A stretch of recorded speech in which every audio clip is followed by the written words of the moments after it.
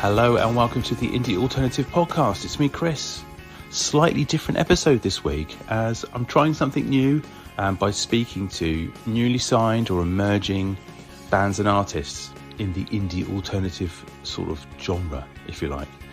So on this episode, I'm joined by Ryan Kershaw, who has got quite an interesting story to tell, which I'll leave for the interview itself. He's got a single coming out on the 4th of November and an album due in January. I'll put links to all his music in the show notes, and at the end of the interview we'll play you a bit of a snippet of that new single which is due out on the 4th, called Doors of Perception. Before we hit the interview, just a quick reminder of all the ways that you can support this podcast. You can follow me on social media and all the links are in the show notes. Also, if you want to support financially, you can do. You can buy me a virtual coffee and that link is also in the description. And lastly, if you haven't written a review or rated the podcast, if you could do that, that would be amazing. Anyway, here's Ryan.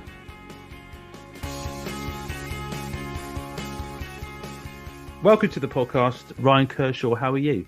Yeah, I'm good, mate. I'm good. How are you? Yeah, not too bad. Thanks for joining me. Thanks very much for having me. You've had an exciting sort of road or interesting road, I guess, becoming a signed musician. But before we sort of tackle the journey that you've been on, you've got an album coming out, a new album you've recorded. Everything has led to this. Yes. And this is how many albums are we into now? This is the debut. The debut. But you've done EPs and singles previously.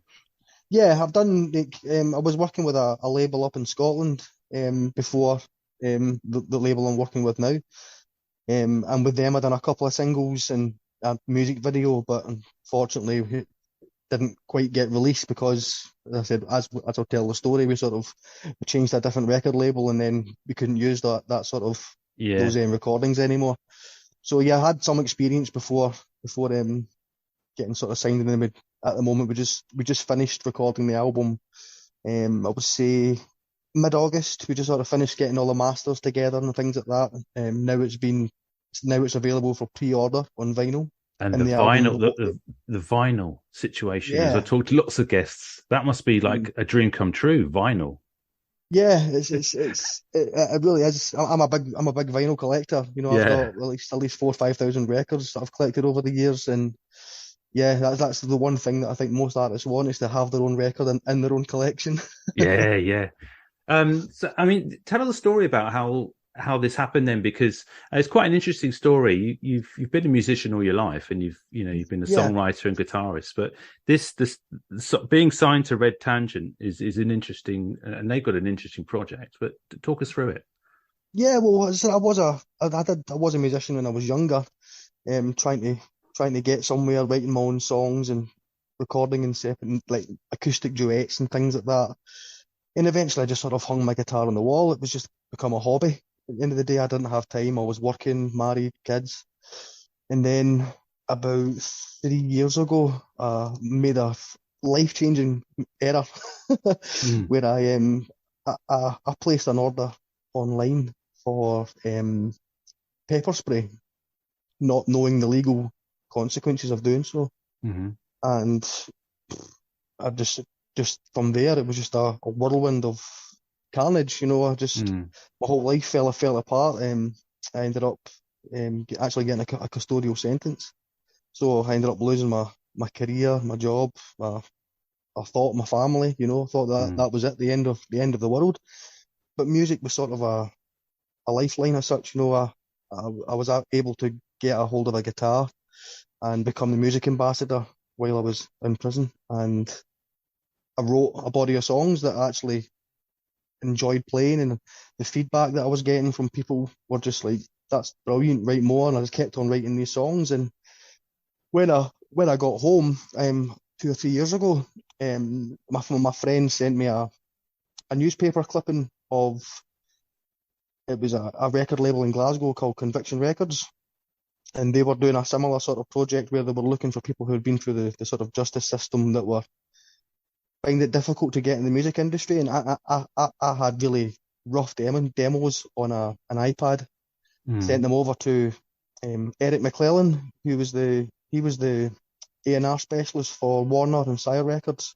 and they liked what they heard. And from there, I started working with them for a couple of years. And then, as you said, Red Tangent came on the scene about 6, 7 months ago, and Mm. they really, really sort of seemed to get my music, understand what I was trying to do, and was able to invest time and money into actually making it a reality. So I ended up signing with Red Tangent Records back in March, and it's been brilliant ever since. And Red Tangent, a sort of an offshoot of like the Music in Prisons charity, is it sort of changing tunes? Yeah, yeah. So Changing Tunes is the big charity down there. That's run by David Jones. He's the CEO, and they done like a sister project, a side project where it was Red Tangent Records, and myself, and there's another band called the Whack Therapists. If you've heard of them, they're fantastic, Yeah. really good band. And a few other artists that they have signed, but I don't know where they are in the process of releasing singles or anything like that. But Mm. I've really sort of worked hard the past 6 months to try and meet deadlines. That's the hardest thing at the moment, is try and meet deadlines. I mean, this album was supposed to be launching in the summer, and now it's Right. been launched in January the 20th, I believe, is when it's going to be launched on streaming platforms. Well, it's been a difficult few years to get anything done. Something Yeah, happened. yeah, So, exactly. Yeah, yeah. um, so with the signing then, and this sort of like being able to record this music in a way that you would not have been able to do prior, having the Mhm. investment, having the other musicians coming in and add depth to everything. I mean, how from sort of your own rough versions and your demos and what's even in your head, the final product. I mean, how has it evolved? How did it evolve over that period of time? Oh, it's unbelievable. I was listening to them old demos last week.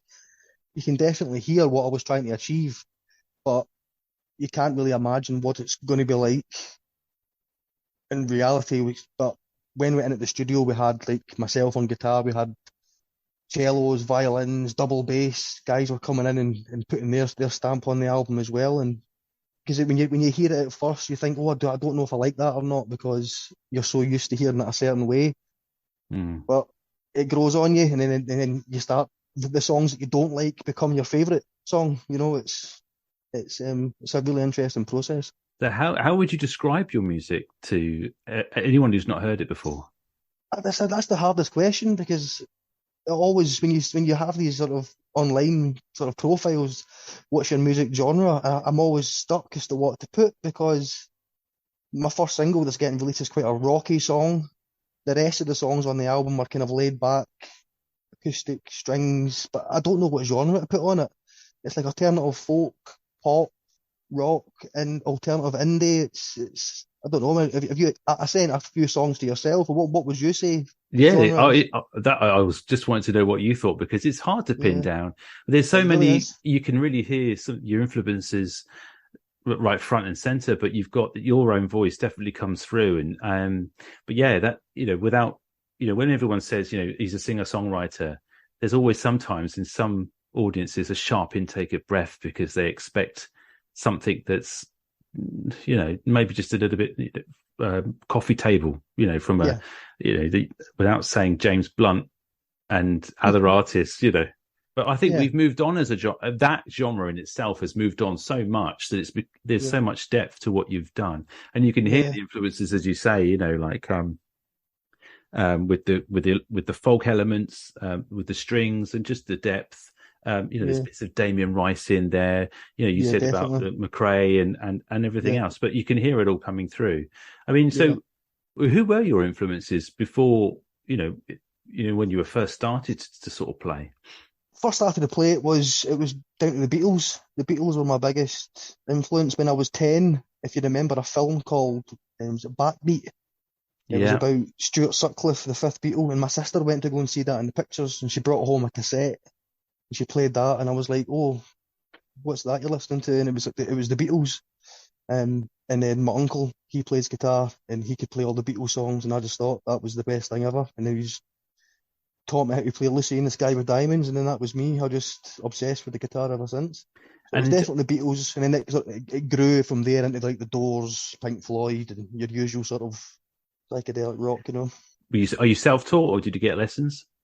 I think I was self-taught originally, and I think I went to lessons for about 4 or 5 months when I was younger to actually Yeah, read yeah. music, but it was the age I was at. I was like 13, 14. I was too interested in going out and playing with my friends and doing whatnot. So just from there on, it was, yeah, self-taught.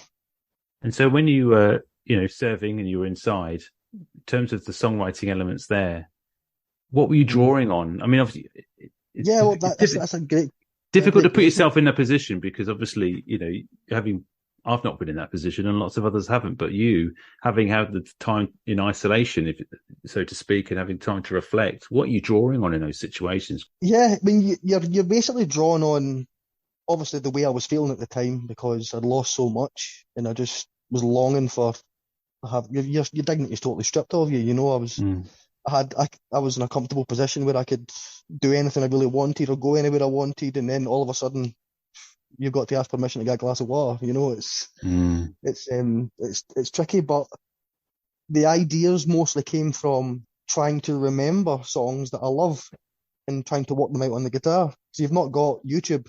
If I want to play a song right now, I go on YouTube. 2 seconds later, I've got the chords if I need them, or I can just type in chords or guitar tablature and learn how to play it in 5 minutes, no problem. You don't have that. So in trying to find the proper chords and notes to learn a song that you love, you end up coming up with something else and go, mm. no, that sounds good. And then you sort of rebuild a song that you're trying to remember in your head. It's different. It's weird. Because the songs that you sent me that I listened to from the record, they're not. I guess they're looking outwards as well. There's positive messages and everything that you sent me, and sort of, Yeah. it's not a doom and gloom album, is it? No, but and I think that's because you're hearing the final product. People have always said about my music, it's very depressing, it's very sad. Can you not do a rocky one? But it's just me and when they're hearing it's just me and the guitar putting all my emotion I can into the song to make it beautiful. But then when you've got it actually recorded and the drums and the bass and all that, the song tone totally changes Yeah. and it's something else. And the songs have all become. I mean, I never used to be a fan of modern music, but there's not a bad song on this album, in my opinion. You know, it has got potential to do well. It just needs to be heard by the right people at the right time. Same as anything, Yeah. you know. Which is the most difficult part is that then you got to, the marketing and then how you then get in front of all the other people that have got music released. Yeah, But you know, just speak. I sort of speak to as many people as I can and probably talk too much about my music, but it opens up doors. As I said today, I just got back from Bristol today. I was shooting the first music video for the first single. The Doors of Perception. That's what the first single's called, and we're shooting the first video. And I phoned a friend who lives in Bristol, who was an actor, and he works in TV and film. And I said, "Do you have any experience in writing sort of storyboards?" And then he got back to me and says, "Whoa, guess what? I've got you Studio 6 in the Bottle Yard Studios." So that's where the film all sort of Tipping Point and Deal or No Deal and all those kind of oh, programs. cool. And then eventually we ended up getting a whole production team in, and my friend Andrew, he directed it, and his partner Gemma produced it, and it was just a fantastic experience. And that's purely I got that experience through luck, talking to people who I knew about my music, and then they were willing to help out. And so when can we see the video? And when's the single released? The first single was released, I believe, on November the 4th, if that's the Friday. It's November the 4th. And then a week later, you'll have the lyric video. And then a week after that will be the premiere of the music video. And so what's the future then, do you think? And then obviously you've been signed, and so you'll be, I guess, back at some point, back at the pen and paper and writing.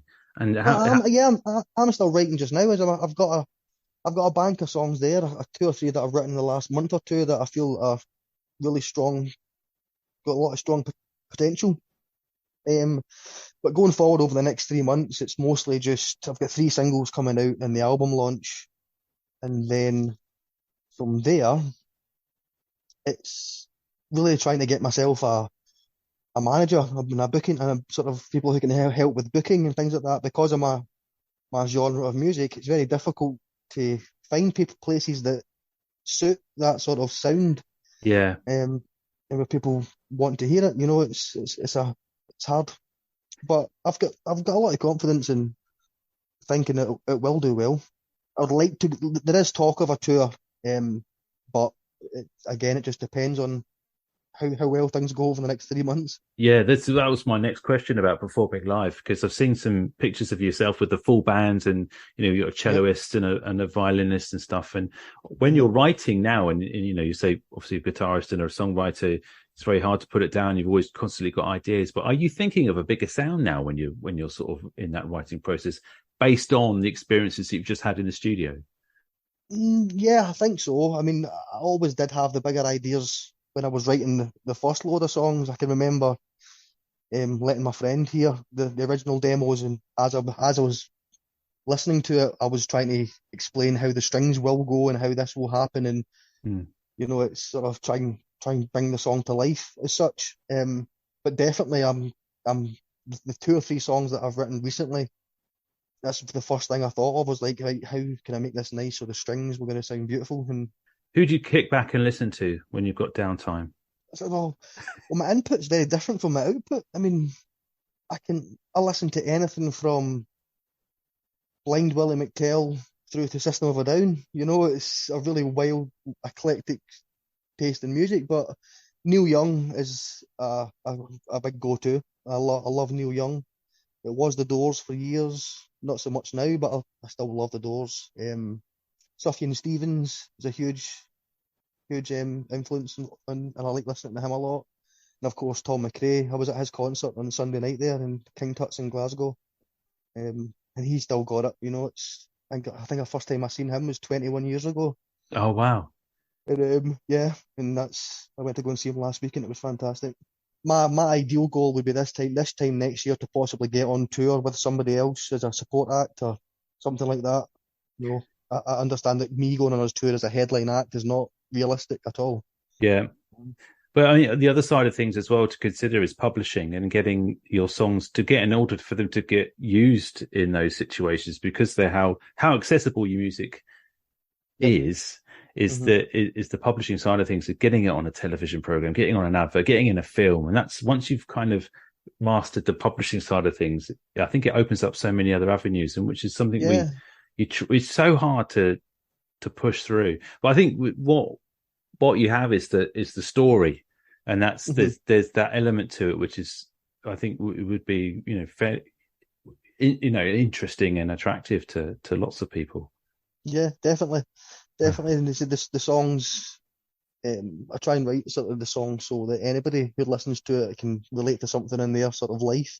But they do Yeah, listen to songs like I've got a song called Breaking Down the Walls on the album. And I've actually wrote that song about 20 years ago when I was in my early 20s. yeah, And I can remember recently doing an interview, and they said to me, "Oh, that song Breaking Down the Walls, that's probably about you and feeling isolated." And I'm like, "No, that was written way before that." So it shows you how people can listen to a song and perceive it one way, and other people can listen to it and perceive it another. But as long as I can make that connection, I think that I should do okay.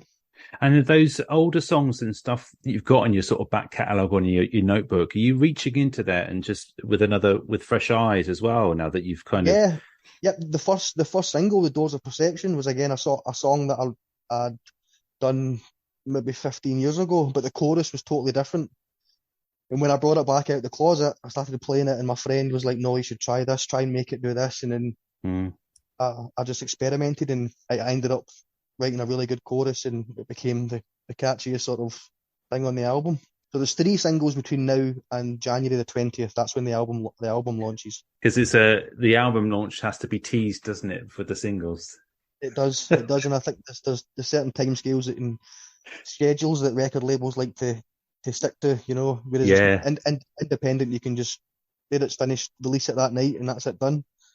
But yeah, and it's a good way of doing it, I think, as well, because it certainly keeps me busy. I mean, I've got this single launch coming up, and I know the record label's going to be launching it and promoting it, etc. But I'm still submitting my songs to 10, 15 places a day, just trying to get heard, trying to get reviewed, trying to get people to listen and blog about it and things like that. because you had So a really interesting and decent article in the Guardian, which was a really good bit of exposure too. Did you get a lot off that back of that? I got a few YouTube followers. Yeah, but yeah, that was there's a couple. There was one in the Guardian. There was a couple in the Herald as well, and a few other press releases. And the press releases, some more have just went out last week as well. But yeah, that was good getting in the Guardian because they used my picture as the headline shot as well on stage. Yeah, so yeah. I was quite pleased with that. That was actually a picture from them. I was playing a gig back in June down at the Bristol Beacon. That was sort of the Red Tangent Records launch night, and it was it was really successful. Yeah. And it was the first time really playing on stage with live strings and a full live band. That I've just been playing myself or an acoustic sort of duet for a long time. And so there were the kind of rehearsal space for that. How long did it take you to sort of get prepared with the full band? We had 3 hours, to be honest, the night before. Oh right. Yeah, we had 3 hours the night before. But luckily the people who were playing the strings, it was the same couple, Severn duo they're called. They were the ones that played on the album, so right. They knew the song. It was the same with the backing vocalist. She played on the album, so it was just a matter of fact of getting the drummer, bass, and some secondary guitar parts in there. Yeah. So, well, it's amazing when you're dealing with professional musicians. It's amazing how much they can actually just do on the night. It's the way to go. I mean, obviously, because the record label's in Bristol and most of the musicians are down there, I'm trying to put a band together up here as well. So I do have guys who can play drums, bass, and guitar, but I don't have the strings or the backing vocalist. The backing vocalist Rachel, who sang on my album, she's absolutely fantastic. She really is, and it's difficult to find somebody who can step into your shoes up here. But I'm going to look for a more permanent band up here. I'll have to if I'm going to start gigging more. Yeah. I'm going to have to do that. It's going to sound different from the album, but I like that element of it. I like just like it was exciting playing that gig because I knew I only had 2 or 3 hours rehearsal time, and then we were just going to play it. There was one song that I wasn't even going to play. I was like, we can't play this. It was terrible. And then we played it on the night, and it was the best song that we played. It was just that's how good things happen. You just wing it and see we can just go with it. That's how amazing things happen. I found. You've got to wing it. Yeah, exactly. especially when it's your music, because if no one's heard it before, they're not going to know, are they? Mm-hmm. Yeah, and the thing that was hard as well was to put a final stop on when to stop recording or when to stop messing about with the structure of the song or the where this sound, because if you don't put a stop to it, you will never ever finish a song. You just want to keep chopping and changing it forever. Yeah. So you just need to. It's a gamble. You just need to go. Okay, let's go with it and see what happens. Well, it's a great story, Ryan. I wish you all the best with it, and I'm really looking forward to. Obviously, the songs I've heard, I've really enjoyed. I'm looking forward to hearing the whole thing as soon as I can in January. Brilliant. Yeah, thank you. It's going to be on the streaming platforms in January. You can pre-order it now on vinyl. So if anybody wants to help my campaign, there's 100 limited edition copies available. I think there's about 70 left at the present. So that was launched last week. So on Digger Factory or RyanKershaw.com, you can certainly pre-order that. Thanks so much for talking to us, Ryan. Yes, thank you very much.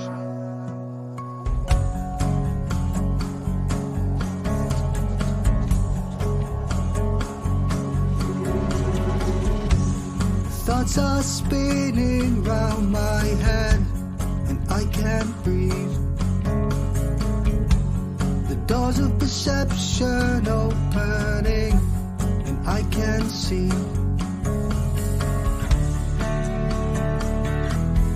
I can see.